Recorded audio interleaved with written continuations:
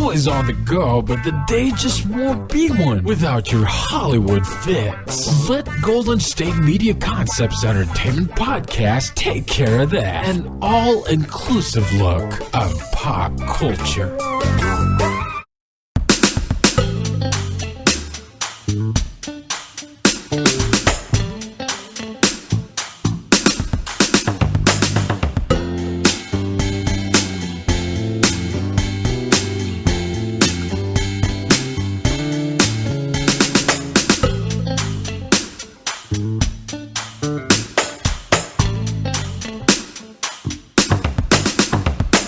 Welcome to the GSMC Entertainment Podcast with your host, Ryan Holloway, presented on and by the GSMC Podcast Network. Got a few things for you guys today. A few things. So, first of all, Beyonce was in Target because, Target, as I like to call it, and as a lot of select people like to call it, is cool. It's kind of classy. So, for those of y'all that was turned off or surprised by seeing her in Target, I'm not, because Target is cool. Other than all those credit card hack things, which, that's water under the bridge, right? Nobody's worried about that anymore. Also, LeBron bought a new house in Brentwood, not down the street. I'm not exactly sure where it's at, but it's in the same neighborhood of Brentwood by his other house. Because someone, during the finals last year, somebody decided they were going to spray paint the N-word on his house, because that's what you should do when you don't have anything else to do. You should go to a $20 million house and just spray paint the N-word on it. For your kicks. I guess you're that bored in life that's what entertains you. Also, I don't know if you guys know this. Everyone should know this. There's a show on Cartoon Network called Black Jesus. It's about this guy. He's an actor, comedian, who he's like 6'5". It's crazy. He goes around the neighborhood solving people's problems. He's Black Jesus, basically. They're in the hood in like an urban area, and he walks around with this gang of friends, not like a gang, but like his homies, and he solves, like, I was gonna say he solves crimes. He doesn't solve crimes. He gives people blessings, and like he's a friend of them, and it's a funny show. It's presented by and written by Aaron Magruder, the guy who wrote Boondocks, which was also a solid show that was on Cartoon Network until, I don't know, Sony got rid of Magruder, then they got some other writers in there, and the show just went down the tube. It's like, boo. But anyway, this is what happened, basically. Another artist was claiming that they were responsible for the Black Jesus idea and was going to sue Cartoon Network for $35 million. They felt like Aaron Magruder stole the idea and was profiting off of it. Now, let me explain what this show is. There's a guy, Jesus. Everyone knows him. He's Black Jesus. He's in the neighborhood. He's their friend. They pray to him. They walk around. It's as though if Jesus really existed and lived in your neighborhood. That's it. That's what it is. And he's Black. And he can do like some miracles, but he can't do like everything. So, which is, it's kind of an interesting premise, because if you think about it, that's kind of why people do pray and like believe. I'm not gonna tell you what God to believe in, but when it comes to like praying and believing in the universe and believing in whatever being that you believe in, they can do all things, but this being will help you if you help yourself. So it's kind of got some messages in it, but honestly, it's just a funny show about a Black Jesus. So apparently, this writer felt like the idea was stolen. They took it to court. The court said you can't copyright Black Jesus. The court basically like looked over the artist story they put together, and then looked over Aaron Magruder's story, and there were no similarities other than they were like, other than Jesus being Black. There's a few different storylines where like Jesus gets arrested, Jesus puts together a farm and his friends are growing weed in the farm. There's all these different storylines, right? But none of them like match what this particular artist had. And my question is this: why do you think you can just sue somebody for $35 million for stealing an idea?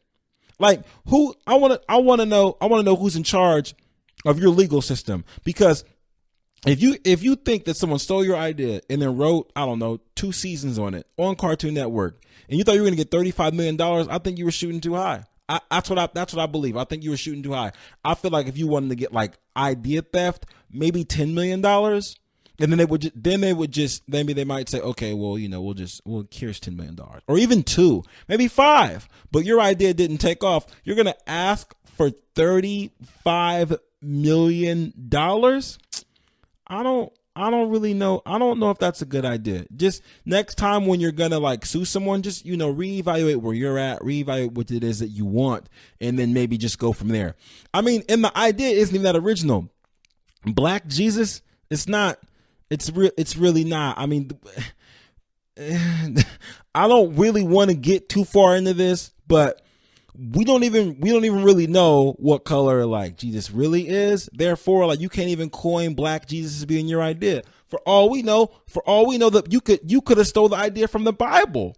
I mean, we don't know. We have no idea. So I don't really know if it was the best idea for that guy to try to sue for that much money. I feel like if he would have asked for less, then there's a possibility that maybe he would have got it. But I feel like he asked for too much. It was just a little bit too much money. Cartoon Network basically ducked the lawsuit, and they were all set. Nothing happened. Like they're good. So they don't have anything to worry about. So congratulations to Cartoon Network for not being sued for inventing Black Jesus. Anyhow, Beyonce was not caught. She was photographed shopping in Target the other day, and apparently it's a really big deal. I don't know why, because I mean, Target's a really nice place to be. I don't know if you guys have ever been in a Target. I know some people like avoid going to Walmarts and Targets. Not that they're on the same level. I just know that some people feel like I would never go inside of a Target, or I don't go in Targets because, whatever. There's like a $100 rule in Target. If you go in there, you'll end up accidentally spending $100. It happens because the store is so clean. Everyone's so nice. And I don't necessarily knock Beyonce because people saying stuff like, you got all this money. Why are you shopping in Target? That's how you make a whole bunch of money, then you keep it. Like you shop places that have things that you can buy them for cheaper. People won't just rip you off because you're a superstar. Versus when people have a whole bunch of money and they go bankrupt. You want to know why they're going bankrupt? You want to know why? Because they have because they say things like, hey, you know what I really need? I need some baby clothes for my new baby. And instead of going to the Baby Gap, they say, hey, you know what I could get you? I have a friend that knows a lady that has a Gucci boutique that can get custom baby Gucci clothes. Oh, wow, I need baby Gucci clothes. And you buy all these Gucci clothes for your baby and they can't fit them in like 3 weeks. So congratulations. You got to go somewhere that's affordable and reasonable. Don't step too far outside your zone. You step too far outside your zone, next thing you know, you're buying Tigers. And next thing you know, you're buying homes. And multiple homes. And you buy a house that has 57 bathrooms, but you don't even know 57 people. People think that if you buy a Tiger, you just buy a Tiger. No, you buy a Tiger. A Tiger costs $20,000. You know how much the Tiger bill is? The Tiger bill is like $15,000. Now you have a Tiger bill. The Tiger has to be fed. He's got to eat hundreds of pounds of meat. He's got to be groomed, washed, cleaned, pedicures, got to go to the vet. You got to get a tiger trainer to make sure he doesn't get out of shape, because who wants a fat tiger running around their house? Nobody wants a fat tiger running around their house. Well, people probably don't want a tiger running around their house, let alone a fat tiger. But you understand the point. Anyway, things get expensive for celebrities. So I don't really think that us seeing Beyonce at Target should make us think, oh my God, is she going broke? Or, oh my God, she's a woman of the people. I think it should make us think, it should help us believe that you don't have to pay $1 million for everything. There's good things you can get at Target. So if Beyonce can go to Target, then I think that some of y'all should be going to Walmart. I know some of you guys have never, ever been in a Walmart. And I know for those of you that have been in a Walmart, you feel like it's scary and that you shouldn't go in there and that you've heard bad things. But I'm going to tell you this about Walmarts. Some Walmarts are good, some Walmarts aren't. That's just the way it is. Some liquor stores are good, some aren't. That's kind of how it is. I wasn't at Walmart the other day. It was a super center. It was incredible. They had a coffee shop. They had a hair salon in there, and they had everything. They had so much stuff in there. I'll be honest. I kind of got lost. Inside of the Walmart. It was a big deal. So if Beyonce can go to Target, I feel like you guys can go to Walmart. Does it sound better if I say Walmart? Would it make you guys feel better going in there? I think maybe this would be a new trend, because usually when customers get burned by a retailer, like, I think a few years ago, I want to say, what year was that? Maybe 2013, when, maybe it was 2012. 2012 or 2013, when Target had the whole, hey, we're going to give all these hackers everyone's credit card numbers. Everything's going to be fine. And then people felt away and we had our credit card numbers stolen by hackers. And Target was like, oops, man, our bad. We didn't mean to do that. Sorry about that, guys. It'll never happen again. Then it happened again. And they're like, hey, sorry, guys. We didn't mean for that to happen. So people don't want to go to Target. But I mean, Beyonce's in there now. So it's like, hey, you know what? If Beyonce's down to have her identity stolen in Target, then, you know, maybe we're safe. Maybe this is like a step. Maybe this is a step in the right direction for Target to bounce back. For all we know, Target could have just paid her to go in there. Like, hey Beyonce, we can give you about $10 million if you just come in here on like a Sunday, just walk around a little bit. You ain't got to buy nothing. If you want to buy, get some face cream or, you know, like some lotions, buy some of our fresh fruit that we got over there. Just walk around for 20 minutes or so. Let somebody take your picture, and we give you $10 million. All right. And Beyonce was like, do do do do. That I can't do a vocal, so I just had to do the ego beat. That's it. That's what you guys get. So I think so. Beyonce took the bread. She walked around a little bit, and now Target's back on the map. Now we can go inside the Target, and we're not afraid to get our identity stolen. Why? Because Beyonce paved the way for people to go to Target again. So next time you guys see Beyonce in Target, make sure you tell her thank you, or tell someone thank you. Whoever was in charge of getting her to go in Target for a couple $1 million to put them back on the map, because it's Christmas time right now, and I feel like for Beyonce to be inside of a Target during Christmas time, that someone had to have paid her, because there's no way. Like there's no way. I mean, you could order from Target online, all right? Like I'm not gonna go in Target during Christmas time. I'm not gonna go into any store during Christmas time. So I mean, bless up to her. If she was paid or if she wasn't paid, then either way, it's a great thing. Speaking of celebrities making monster moves, well, I guess Target wasn't really a monster move, but I mean, yeah, Target's a monster move. Why not? Why can't it be that? So last year during the NBA Finals, while LeBron was, you know, minding his own business, being Finals LeBron, playing in the Finals, somebody spray painted the N-word on his Brentwood house. Yeah, somebody went to his house and spray painted the N-word on it. I don't even know how you get spray paint into a neighborhood that has houses that cost $20 million, which I think that's interesting because for all, what's the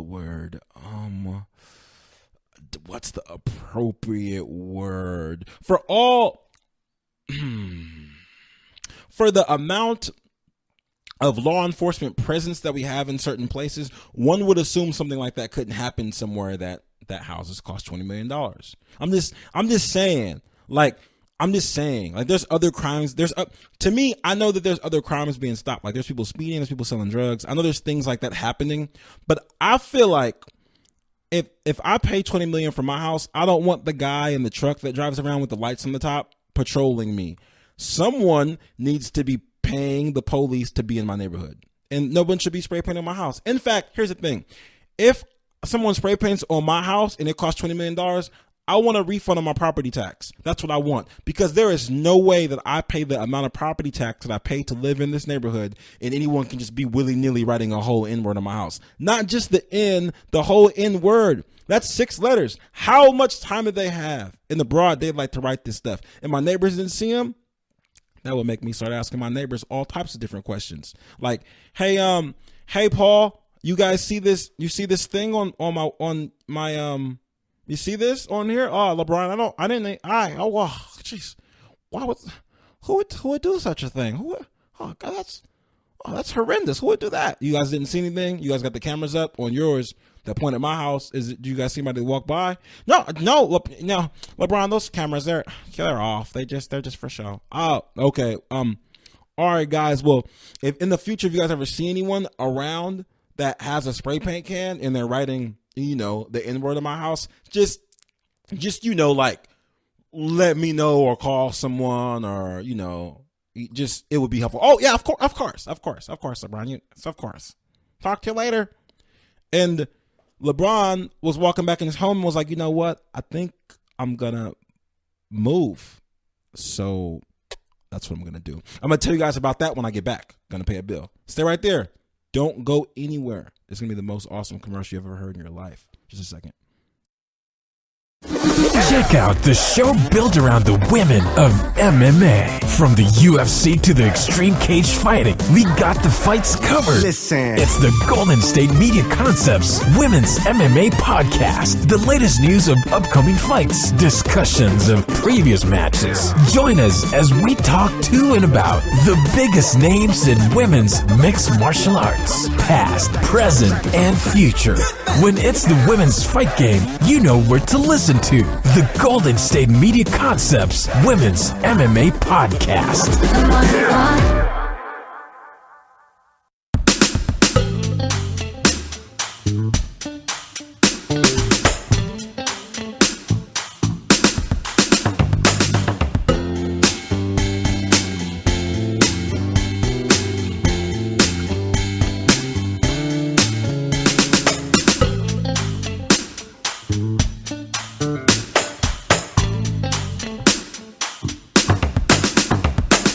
Welcome back to the GSMC Entertainment Podcast with your host, Ryan Holloway. To continue, well, I was telling you guys a little bit earlier about how LeBron, somebody sprayed the N-word on his house. The whole 6 letters just spray painted on his house. And obviously, if that was just okay in the neighborhood he was in, there might be a possibility that maybe it wasn't quite being looked out for. I don't really know if you could just spray paint in a $20 million neighborhood and then no one notices. So what did LeBron do? LeBron bought another house in the same neighborhood for $23 million. He bought a new house in Brentwood. And I was like, I'm just going to move up the street. And then if you guys got any problems, then just let me know. If you guys have to spray paint on that house, you can spray paint on that one because I'm just going to move. Don't let them run you out of there, LeBron. I don't know if this move was like a LA, was like more putting his stamp in LA. Like, yeah, I'm more in LA now.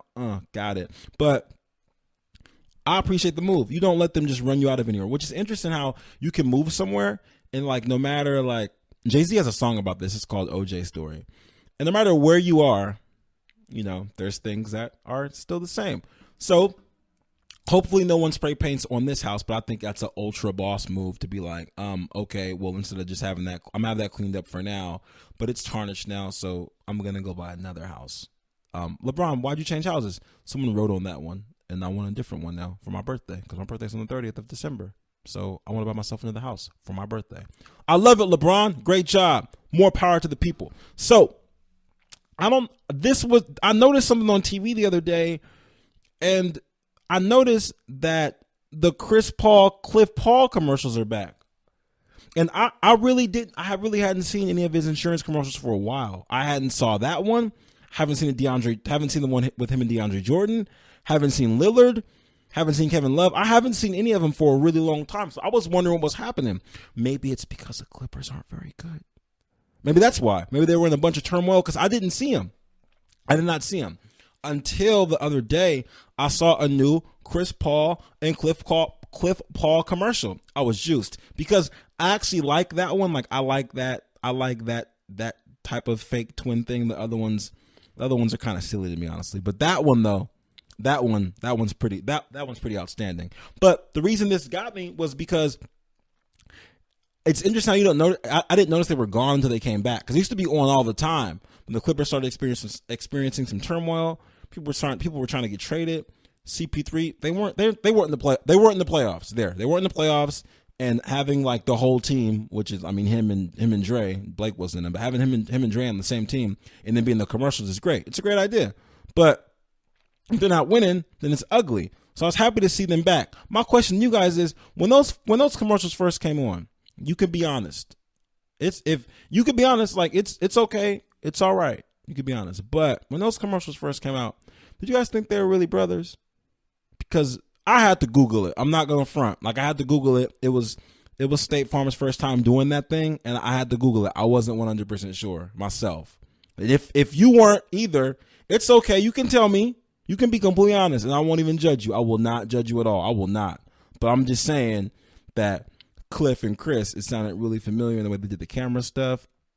And Chris Paul is a pretty private guy. We don't know a lot about what goes on with him. He's not always out there. So I was like, if he has a twin brother, maybe we don't know. Maybe it's a Jose Canseco thing. You got a whole twin brother nobody even knows about. So yeah, So I'm not gonna say that I didn't know. I didn't know at all. I had no idea. I thought maybe I thought maybe you could have a brother, and I Googled it. But I'm glad the commercials are back. It just goes to show that Chris Paul is back. I'm glad they're on the Rockets doing what they need to do.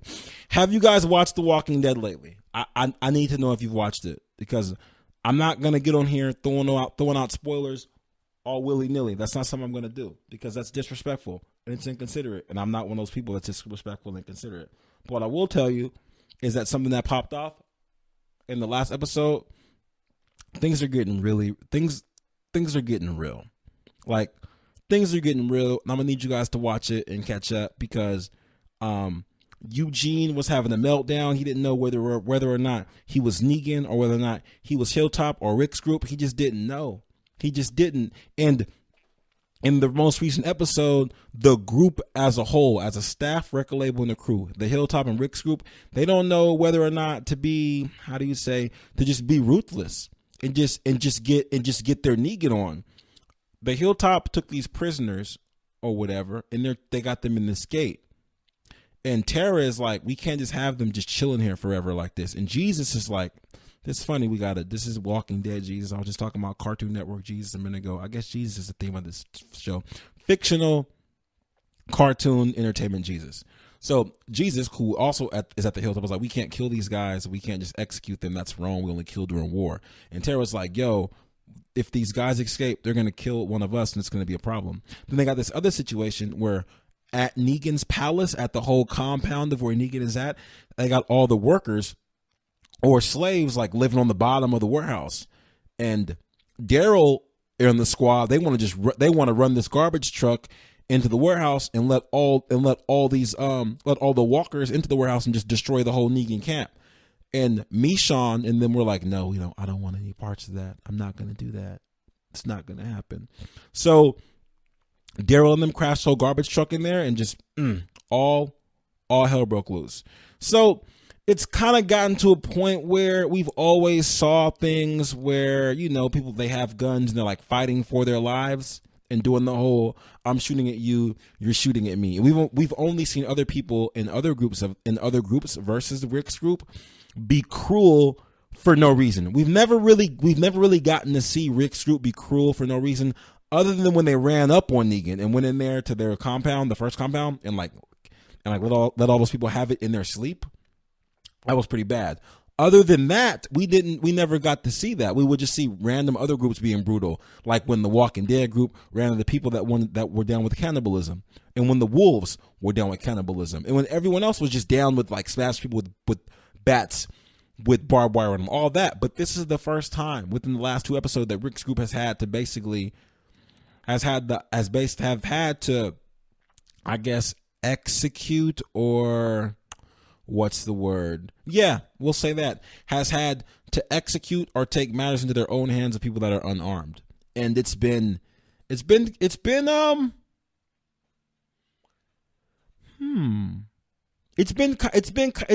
of intrinsic. It's been very intrinsic, because it's made me think, like, it's easy to say, yeah, if I was there, those guys did this, these people did that, yeah. So whatever, pull out the gun, empty the clip, let the Lord sort them out. But no, it's not that easy. It's not that easy, because even people that have handled a whole bunch of artillery and rifles and things like that, they don't even want to do it. You got Michonne with her sword. You got I forget her name. Oh, is her name Vita? Her name is Vita. You got Vita. She can handle a gun. And you got Rick. They didn't want any parts of just.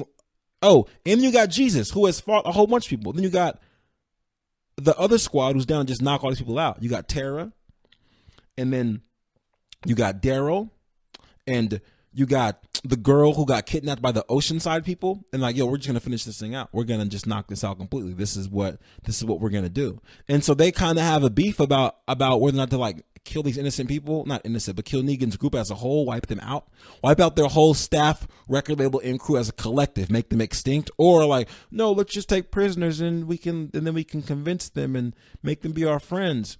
So that struggle is happening, and it's been something to watch. I've been very excited about it. It's been a great season. I'm glad they finally went to war. I want to give you guys a tidbit. A little bit of advice. There's a show on television. I need you to watch this. I need you guys to check this out. It's on TLC. It's called 90 Day Fiancé. And these people in the U.S., they meet people overseas, whether they went there to visit, whether they met them online, or whatever. They go visit them in their country. Then the person comes back here. Then they get like a marriage visa. They have to get married in 90 days. This show is, in my opinion, this show is the most, you know what?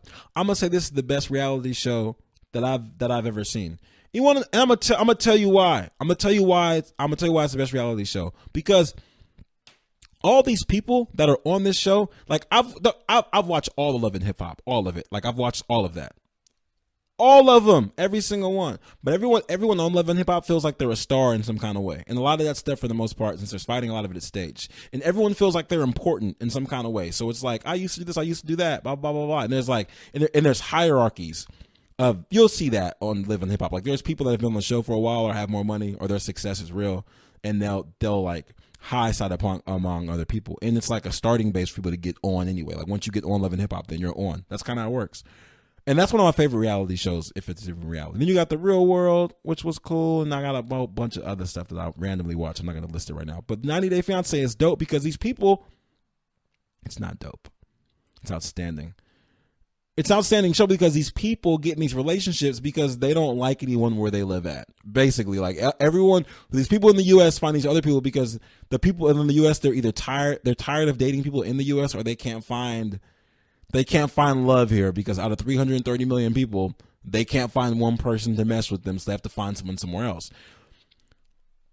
It's a great show because you get to watch people's relationships, and some of them know it's going to work out, some of them don't know it's going to work out. You get to see people's families' reactions to it. You get to see their friends' reactions to it. Some of them are supportive, some aren't supportive. The fights, the mishaps, the miscommunications, the cultural differences. It's a hellacious amount of relationship drama. Not even drama, but like I guess one of the things I like about it a lot is because of the culture shock, right? So usually we see people in relationships and then it's like, okay, you're in a relationship and you fight, whatever. No big deal, whatever. But you meet someone from somewhere and the biggest things that are different are like the culture. So this guy went to Thailand, had to pay this woman, her family, like give him like this dowry or whatever, and like about to buy some mooses. Or pigs. Mooses? Is mooses a word? I don't know. Had to buy them like some large animals. Maybe it was a bull. I don't know. Bought them some large animals to get her back here. She comes back here and thinks the guy's rich. Turns out he borrowed all this money from his friend. And he doesn't have a place to live. So his friend like owns an abandoned firehouse, which I actually think is a really awesome looking place to live. But it's a firehouse, right? And the lady's thinking like the lady thought he was a baller, but he's not.